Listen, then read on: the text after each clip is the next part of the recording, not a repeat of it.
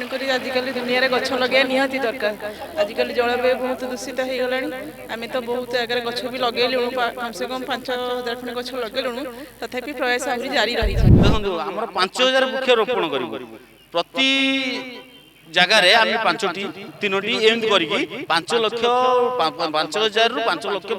जीवन काल भर टार्गेट रखी। जंगल नुहे केवल मानव सभ्यतार रक्षक बरम समग्र जीवजंतु और परिवेशर सुरक्षा करती से परिप्रेक्षी में जंगल एवं वृक्षरोपण करुँच जड़े समाजसेवी सहित आलोचना करवा मोटो अच्छी जे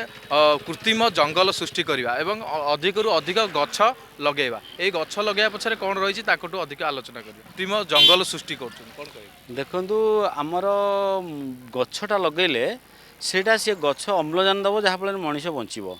आ मनीष बचे सेम नुहे गछ लगेला जो अम्लजान बाहर से शत्रु मित्र किसी माने ना सारा वर्ल्ड रे जिते लोक अच्छा द्वारा बचे आम दिनू दिन ये जो जंगल परिवेशटा दूरे जाऊे और कौन होना कंक्रीट जंगल आम पशि जाऊे जहाँफल अम्लजान कमी जाऊँगी लोक संख्या बढ़ी जाऊँगी एमि दिन आसो जे अम्लजान जमी पा कहते किणवे ना कि देखो सबुआड़े पा किणा होमती एमि दिन आसो जे आम कौन कर अम्लजान किणवा तेणुक ये जो माँ मैंने अन्य सब आसी मैंने बहुत सहयोग कर समस्त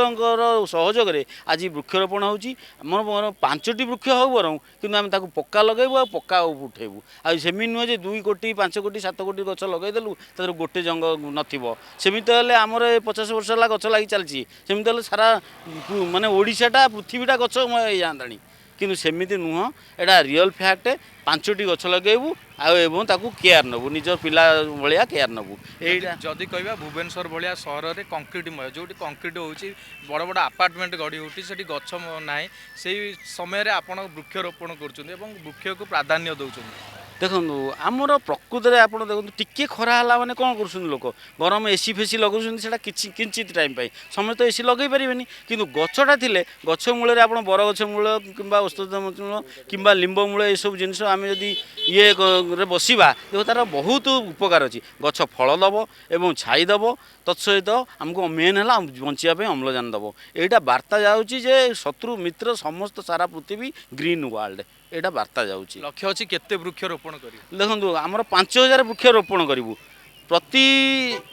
जगार आम 5टी तीनोटी एमती करी 5 लाख 5000 रु 5 लाख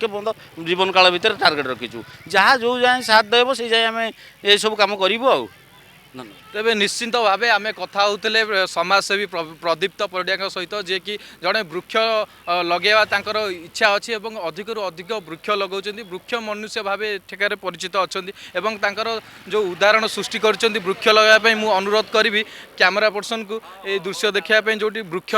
रोपण चली सहित अनेक समाजसेवी वृक्षरोपण करने चलते देखा अधिक अधिक आलोचना करवा प्रथम आमर बुलना आमर विभिन्न भाउजी को धन्यवाद देवी जाऊ तांको आयोजन रे ए जो 10 नंबर वार्ड रे जो गछरोपण आयोजन करिसंती तांको अशेष अशेष धन्यवाद देवी। वृक्षरोपण एमती चलती सबुठे गछ नगेजी गोटे मनीष बंचेया जहाँ गोटे गछ बंचेया से ए रोड रे जानथे पूरा जंगल भलिया थला मुझे कर्पटर थी ए पूरा कालीखमा ठारू स्ट्रीट लाइट देइथिली एवं मु भाई ये सब गछ एमती नागिब केनाल बंधे एवं जो रोड चौड़ा हो नगे नथिले जहाँ बुलना और विभिन्न भाउजों नेतृत्व में आज सब महिला माने जो एकजुट करी ए जो गछ नगे बहुत बहुत धन्यवाद। मो ना तपस्विनी महांती मुझे समाजसेवी आज 10 नंबर वार्ड रे वृक्षरोपण कौन कहे वृक्षरोपण कर देखो तो कह गले गछ हूँ आम जीवन गोटे गछ माने गोटे मनीष सहित सामान तेणुक आजिकल दुनिया गछ लगे निहाती दरकार। आजिकल जलवायु बहुत दूषित हो गला आम तो बहुत जगह गछ भी लगेलु कम से कम 5000 खंड गछ लगेलु तथापि प्रयास आहरी जारी रही जिते पर्यंत आम बची से पर्यंत चेष्टा भी चलू जिते गछ आम लगे पार कहीं परिवेश से माने सुरक्षित रहा। सलिता परिडा आम आज बुलना और रुबीना भाउज संगे आसचु गछ लगे आम आज प्राय 500 गछ नहीं आसचु लगे सब वृक्ष भी आमर लगे आमर परिवेश भल रही आज गछ लगे आसचु। ବନ୍ୟଜନ୍ତୁ ବି ସୁରକ୍ଷିତ ରହିବେ। ଗଛ ଲଗାନ୍ତୁ ଜୀବନ ବଞ୍ଚାନ୍ତୁ। ଆପଣମାନେ ଦେଖୁଥିଲେ କିଭଳି ଭାବରେ ସବୁ ମହିଳାମାନେ ହୁଅନ୍ତୁ ବା ଏଠି ସମାଜସେବୀ ମାନେ ହୁଅନ୍ତୁ ସେମାନେ ଆସି ଗଛ ଲଗାଉଛନ୍ତି ଏବଂ ଏ ଗଛ ଯେଉଁ ଲଗାଉଛନ୍ତି ସେମାନେ ସମାଜକୁ ଏକ ବାର୍ତ୍ତା ଦେଉଛନ୍ତି ଯେ ଗଛ ଲଗାଇବା ଦ୍ୱାରା ବନ୍ୟଜନ୍ତୁ ଏବଂ ପରିବେଶ ବହୁତ ସୁରକ୍ଷିତ ରହିବ। ଭୁବନେଶ୍ୱରରୁ ମୁଁ ସରୋଜ କୁମାର ରାଉତରାୟ, ରାଜଧାନୀ।